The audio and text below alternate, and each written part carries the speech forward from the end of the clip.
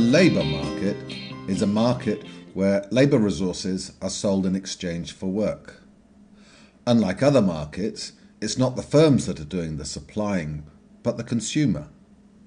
Businesses are demanding resources that will enable them to produce their goods and services.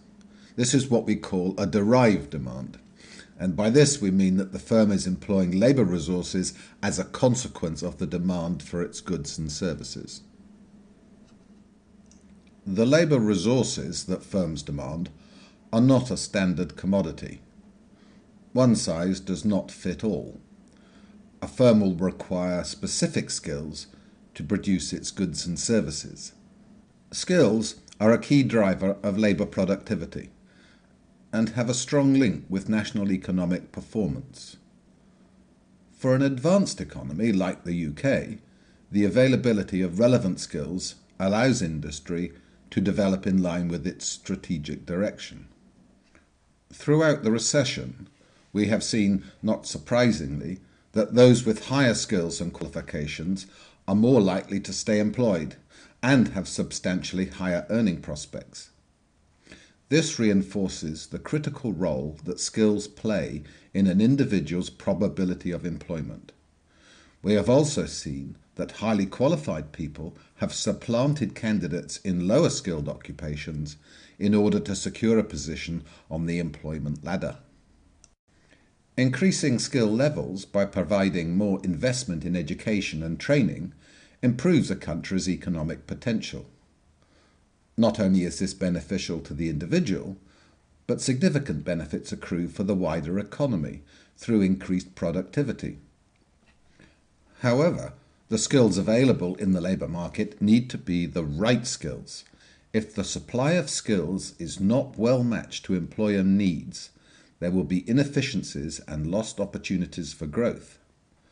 Skills also need to be used effectively in the workplace in order to turn potential into actual performance and enable firms to pursue higher value-added activities that will ultimately contribute to improved economic performance. Adequate skills supply for some jobs is currently reliant on migration, which indicates another form of labour market mismatch. Migrants occupy both high skills and low skilled jobs in the UK and also tend to be more highly qualified than the UK-born population. Our future economic performance depends on employers both investing in and using skills effectively in the workplace in order to turn potential into improved performance and productivity. Employers invest where they recognise opportunities for their business to reach new customers, improve the quality and value of their offerings, or increase their efficiency. During the recession, businesses adopted short-term strategies and the investment in skills was reduced. Historically, a graph showing highly skilled, intermediate skills and low-skill work groups would show a gentle curve. Currently, and projections suggest this will continue, intermediate level jobs are declining as a proportion of all jobs. This decline has a hollowing effect on the labour market. With the middle management stroke intermediate level jobs being depleted, the stepping stones to the higher levels are removed, making progress to the senior roles more challenging. This presents a problem, as the experience gained in these intermediate jobs is an entry requirement to the senior level positions. By 2020, the largest share of job openings are projected to be in the high-skilled and low-skilled jobs, further contributing to the hollowing of the labour market. To help resolve this issue, employers and policymakers will need to devise ways to help aspiring workers to retrain so that they can jump the gaps across sectors and scale job ladders. The UK is currently experiencing declining employer investment in skills and falling performance relative to its international competitors. As this trend progresses, the UK will have a dwindling pool of high and intermediate level skilled resources and therefore become less attractive to expanding businesses. Failure to address persistent pockets of skills shortages could hinder the UK's future economic competitiveness. Another factor affecting the local labour market is that information and communication technologies are making it increasingly easy for employers to engage in complex supply chains that cross national boundaries. Here, we see firms seeking out the expertise they need and procuring products and services from other countries.